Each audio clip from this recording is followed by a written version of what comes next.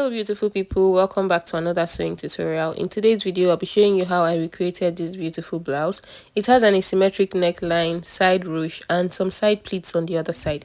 You can see how the sleeve is looking as well. So if you would like to see how I cut and sewed everything together, please do well to watch this video to the end. Like this video, share, subscribe to my channel if you haven't, and let's get straight into the tutorial. Alright, I'm going to begin by drafting out my pattern, and I'm placing my pattern paper on a fold because I'm cutting out a full front bodice. So I don't want to cut half scale because of the asymmetric neckline. So I'm cutting everything full.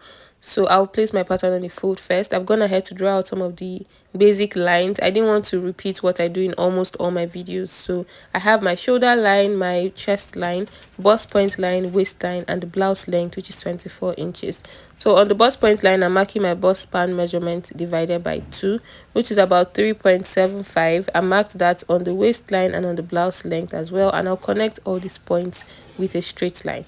I'll go ahead and mark the dots. On the waistline, I'm going to mark ½ inch on both sides of this bust span line, and I'll take this up to the bust point line and down to the blouse length. But now I'm not going to make it like a V shape. I'm going to take it down straight. So the 0.5 inches I marked on the waistline, I'm also going to mark it on both sides of this dot line on the blouse length so that it comes down straight this way. So I'm doing this because I'm going to close these dots on paper. So I want it to be easy for me to close the dots on the paper. So now I'm going out to mark my shoulder dot. I'm going to mark the midpoint of the shoulder line and slant it down to meet the bust point. I'm going to also mark 0.5 inches on both sides of that shoulder line.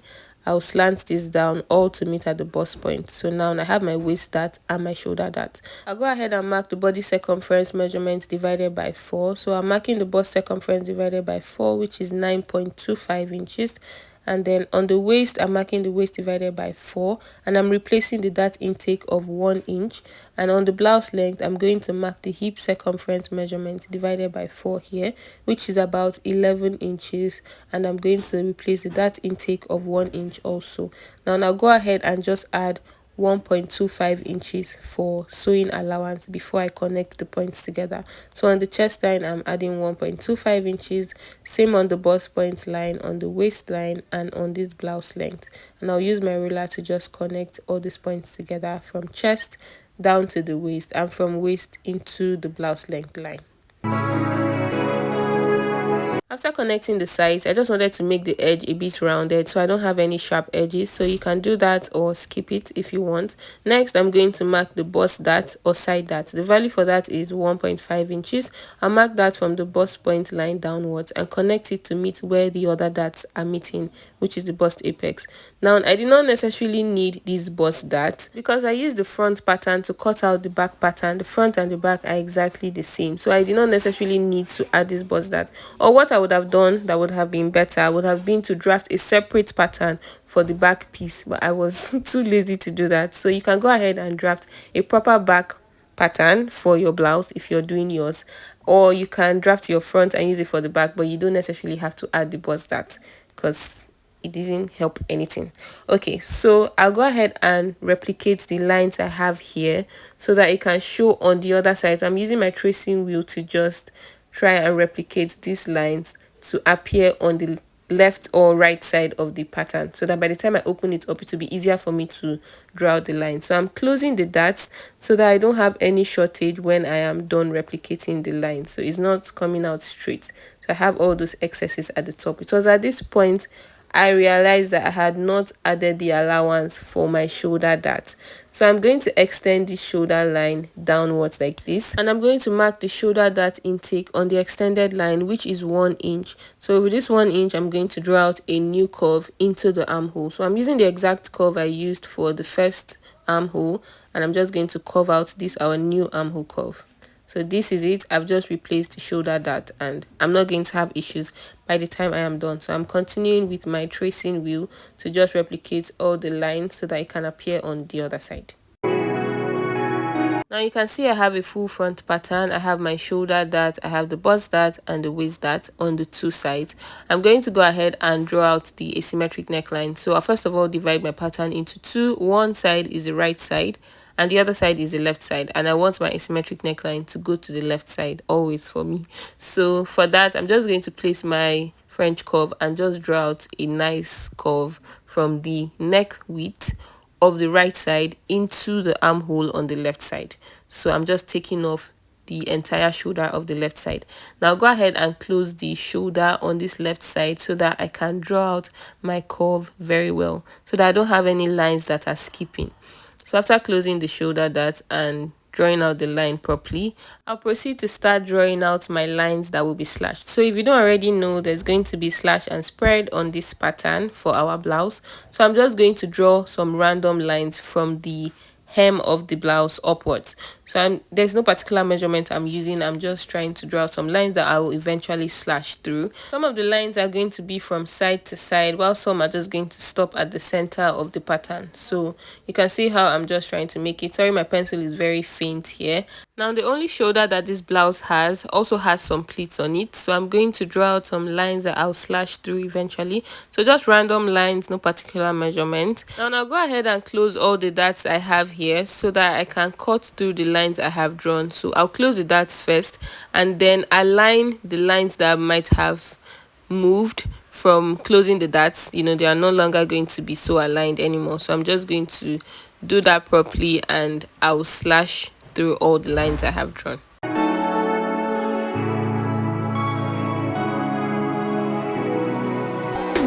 Okay, you can see I've closed all the darts on the left and the right side, and you can see how all the fullness have gone to the bust. So we have transferred all these darts to the bust area because they all met at the bust apex, right? So you can see how this part is full. And before I start slashing the lines, I'm just going to cut through the asymmetric neckline. I'm just going to cut that part off and then I'll start slashing through. So since some of the lines are from side to side and I'm going to have to cut through it completely, I'm just going to label it 1 to 5 because I'll cut the entire thing so I don't have any mix up by the time I want to cut it on my fabric. And then the rest of the other lines are stopping within the paper, they are not going off completely.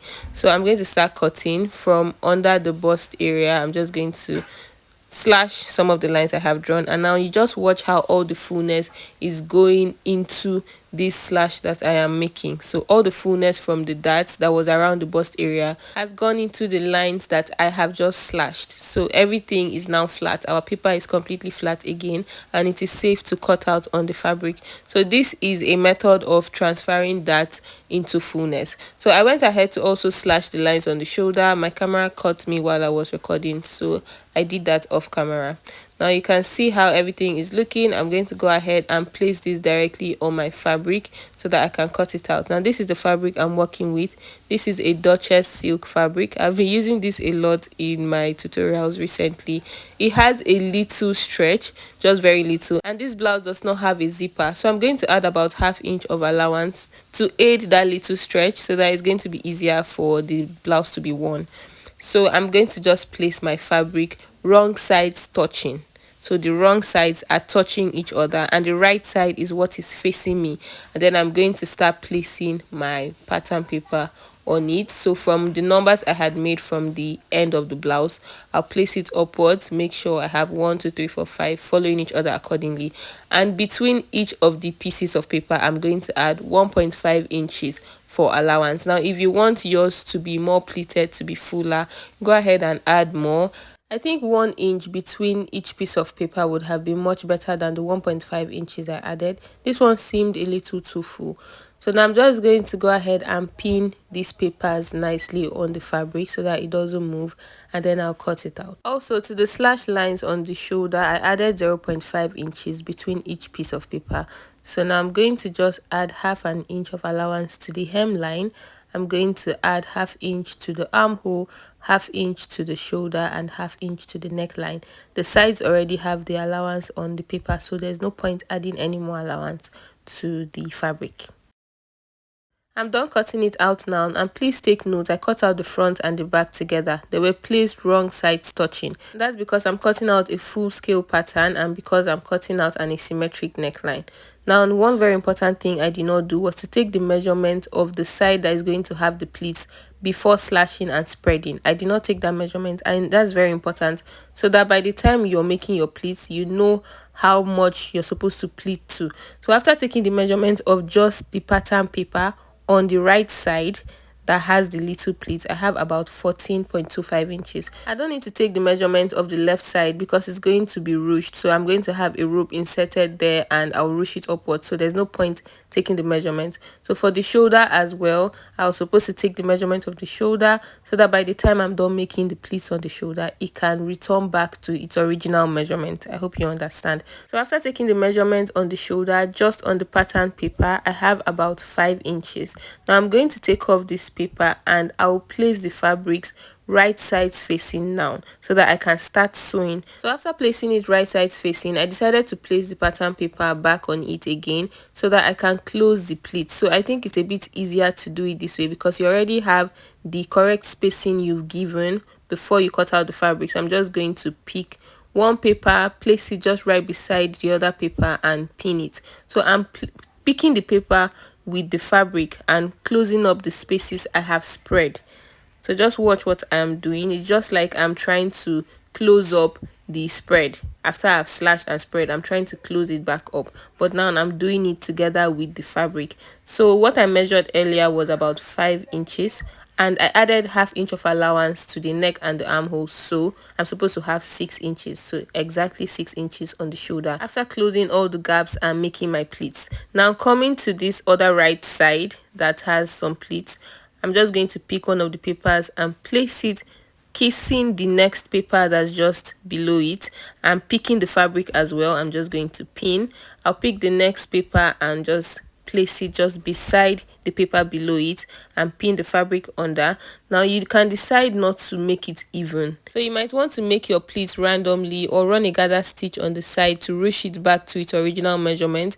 Whichever way you want to make your pleats on the side is up to you. So the actual measurement for this side without slashing and spreading is about 14.25 to 14.5 inches.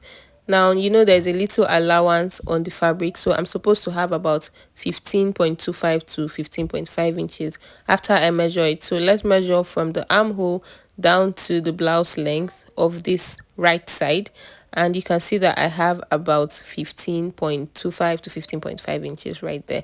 So you're supposed to pleat back to the actual measurement. Now this other side is going to have a ruche, like I've already said, so I'm going to make loops and I'll make ropes that I'm going to insert into those loops so that I can ruche the side. Okay, so I'm going to fold it this way so that I can make the loops. I'll be using the fabric, the allowance from shaping up this left side to make the loop. So let me not be ahead of myself. I'm going to go ahead and shape up the two sides with 0.75 inches of allowance. I'll join the shoulder with ½ inch. I'm going to finish up the neckline and the hemline with a matching bias so that I can just have a neat finish at the top and the lower sides. Now I'm shaping up the sides with 0.75 inches of allowance. Meanwhile, I added 1.25 inches of sewing allowance on the paper. Now I have ½ inch extra, and that ½ inch is going to go into the body of the blouse for wearing ease. You know, this blouse does not have any zipper and the stretch is not so much, so that extra ½ inch for ease is going to make it a bit easier for the blouse to be put on. You can see how the pleats are looking on the side and on the shoulders, and I've also gone ahead to finish up the neckline and the hemline nicely. Now to make the loops for the ropes that will be inserted on the other side, I'm going to turn this over to the wrong side, and using the side seam allowance, I'll fold it twice on itself, and then I'm going to place the left side to one side of the top and then the other side seam to the other side of the top. So one side is going to the front and one side is going to the back. So I tried as much as I could to find the words to explain this. I really hope you understand what I did. Please go over it again and I promise you're going to get it. So I was trying to make a hole, a loop, so that I can pass something through those spaces. So this is what I have, and this is the rope I went on to sew. I just cut out a long strip of fabric, no particular measurement, and this is going to be inserted into the holes that I have just made on the other side seam. So I'm going to use my loop turner to easily insert the rope in the loops that I have made. So I'll attach it this way, I'll clip the rope on it, and I'll pass it through the loops. I'm going to stop a little below the bust point. That's where I want my ropes to stop, so a little below the bust point line. I'll use my pin to hold the first rope in place. I'll pass my loop turner through the second loop and then insert the second rope through there, stopping at the same point, which is a little below the bust point line. So I'm not getting to the armhole point because I don't want the armhole to be dragged down when I'm trying to ruche the side of the dress. Blouse again, blouse.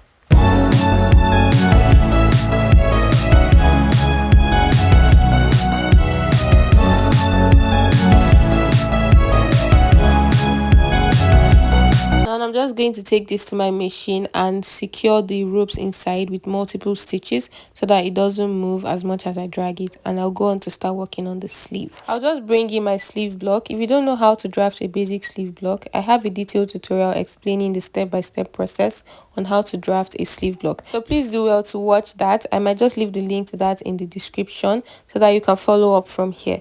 So I'll go ahead and draw out two extra lines to the center line I have here so that I can slash through it. So from this pencil sleeve block, I'm going to use this to achieve a somewhat gygot sleeve because it's going to have an elastic to ruche it back around the wrist. So this is a long sleeve. I'm just going to slash and stop at the armhole. I'm not cutting through it. I'm using the same fabric I used, which is the Duchess satin. I'll go ahead and place my fabric on a fold. In case you're wondering, why am I placing it on a fold? Is it not just one sleeve?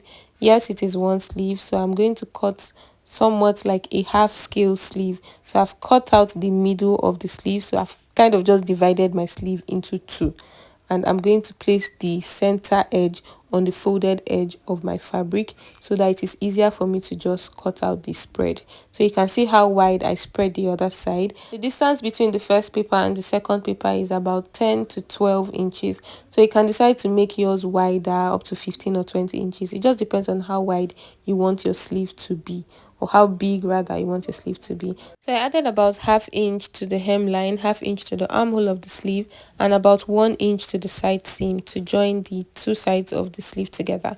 So for this hemline, I'm going to fold it twice on itself, making sure I have a space of about half inch to pass my elastic through. So this is it after joining the edges of the sleeve together and passing the elastic through the wrist. So the elastic I use is this half-inch elastic band, by the way. Now I'm just going to go ahead and attach the armhole of the sleeve to the armhole of the blouse. After attaching the sleeve, this is how our blouse came out looking. Very beautiful. You can go ahead and adjust this ruched part however you want it to be. Make it longer, make it shorter, anyhow you want it to be. See the asymmetric neckline, our sleeve looking nice, the pleats on the other side looking nice. And this is the end of this tutorial. Please do well to give this video a thumbs up, share this video, subscribe to my channel if you haven't. And this is a blouse after it was worn. Yet again, you might not appreciate it so much on me because it is not my size and it was not made in my measurements. So this is how it turned out. I just decided to wear it for you to see. Thank you so much for watching. Please don't forget to like, share, subscribe, and I'll see you in the next one. Bye.